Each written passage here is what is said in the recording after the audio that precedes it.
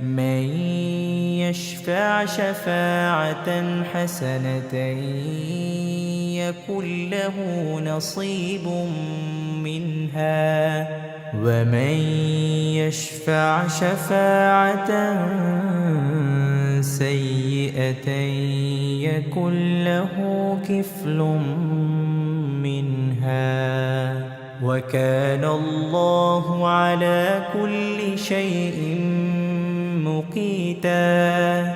وإذا حييتم بتحية فحيوا بأحسن منها أو ردوها إن الله كان على كل شيء حسيبا. الله لا إله إلا هو ليجمعنكم